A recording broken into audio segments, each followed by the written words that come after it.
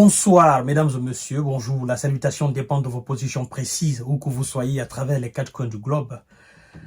Mesdames et messieurs, là, la situation, elle est très compliquée. Oui, la situation est très compliquée pour les hommes de M. Zelensky au niveau de Dniepr, face au groupement Dniepr, russe. Parce que vous savez, il y a le groupement centre, il y a le groupement sud, il y a le groupement nord, il y a le groupement est. Fait, vous savez qu'il y a des différents groupements. Et à ce niveau, vous savez, il y a un fleuve là-bas. Mesdames et messieurs, qu'est-ce qui se passe? Qu'est-ce qui se passe? D'abord, partagez la vidéo dans tous les groupes possibles. Abonnez-vous sur cette page J-Visionnaire. Activez la cloche de notification pour ne plus rater mes vidéos. Abonnez-vous aussi sur ma chaîne YouTube, Kanté J-Visionnaire le vrai. Mesdames et messieurs, c'est un élément de M. Zelensky. Il a fait une chose extraordinaire pour fuir, n'est-ce pas, l'envoi de son unité à Kharkov, pour échapper à l'envoi de son unité à Kharkov. Le gars a compris qu'à Kharkov, il n'y a pas une bonne nouvelle là-bas.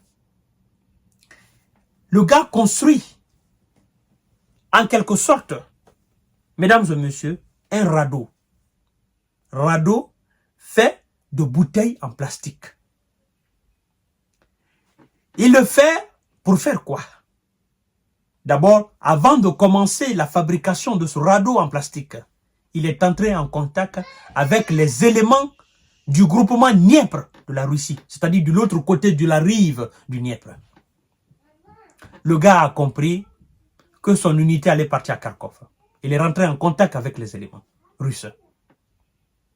Il a fait savoir réellement ses ambitions. Ses ambitions étaient de traverser et de se rendre, parce qu'il ne pouvait pas fuir son unité sans qu'on ne l'arrête ou que sans qu'on ne le fasse quelque chose d'autre, c'est-à-dire de son propre côté, quoi. Et lui, il a compris qu'il n'a pas d'avenir en partant à Kharkov. Alors, chères dames, chers messieurs, chères demoiselles, c'est un militaire de M. Zelensky. Il a confectionné un radeau de bouteilles en plastique vide pour traverser le fleuve Dniepr. Et c'est ensuite rendu à l'armée russe. Mesdames et messieurs. Oui. Oui, chères dames, chers messieurs, chères demoiselles. L'homme avait précédemment contacté les Russes via le chatbot Free Soldier. C'est un réseau de communication, quoi. Vous comprenez? Alors, il a dit que les préparatifs, c'est-à-dire de construction, de conception de ce radeau, naturellement pour traverser la rive, lui a pris 3 mois. 3 mois dans le secret, il préparait sa fuite. Mais vous savez, quand ils préparent comme ça et qu'ils se rendent, ben, ils sont faits prisonniers. Oui, naturellement, ils sont faits prisonniers. C'est-à-dire, aujourd'hui, mesdames et messieurs, nous pouvons affirmer sans équivoque qu'il y a des S du côté, n'est-ce pas, de M. Zelensky, il y a des S qui sont en quelque sorte pris au piège, qui veulent fuir et qui sont en train de chercher les voies et moyens pour fuir. Parce qu'ils ont compris qu'ils n'ont aucune chance face à l'armée russe. Les déserteurs, on a parlé jusqu'à présent, ça déserte. Et on vous parle de déserteurs. Comment les autres peuvent avoir courage, n'est-ce pas, de se faire enrôler?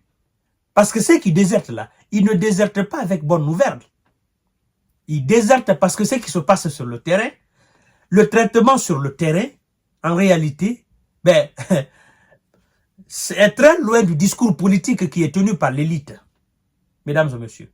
Alors, ce soldat de M. Zelensky, la préparation, n'est-ce pas, la conception de ce radeau lui a pris 3 mois. Et la raison de sa décision, elle est tout simple, mesdames et messieurs. Partagez la vidéo dans tous les groupes possibles. La raison, c'est quoi? Une partie de sa brigade devrait être transférée prochainement vers Kharkov. Une partie de sa brigade devrait être transférée prochainement vers Kharkov. Et il avait la certitude que la partie qui devrait être envoyée, qui va partir, la partie qui sera envoyée à Kharkov, lui, il faisait partie de cette partie-là. Vous comprenez? De cette partie de sa brigade. Mais au vu de tout ce qui se passe, connaissant la nature de l'intensité, sachant réellement ce qui se passe à Kharkov, le gars a préféré se rendre. Il a préféré se sauver. Et aujourd'hui, il y a des centaines de cas comme ça où les gars fuient. Les gars laissent tout. Les gars cherchent juste une bonne opportunité pour se débarrasser de ce pays-là. Tellement que la situation, elle est difficile. Tenez, je vais d'ailleurs faire une émission spécialement sur ça. C'est un Français qu'ils ont appelé Yann, qui est parti en Ukraine, mesdames et messieurs, pour se battre aux côtés des Ukrainiens. Mais c'est que le gars a vécu jusqu'à son retour en France, mesdames et messieurs, c'est incroyable. Et les raisons de son retour, parce que lui dit qu'il ne va plus jamais retourner là-bas. Il a expliqué les raisons. Ça sera d'ailleurs l'objet de notre prochaine émission. Et vous allez entendre ce que ce gars-là a vu, ce qu'il a vu, c'est-à-dire ce qu'il a assisté, ce qu'il a fait. La manière dont les gars souffrent là-bas. C'est-à-dire, le récit de ce monsieur, de ce Français, il y a un écart immense entre son récit, son vécu et le discours politique des élites ukrainiennes, mais aussi des élites occidentales, même de l'élite militaire ukrainienne.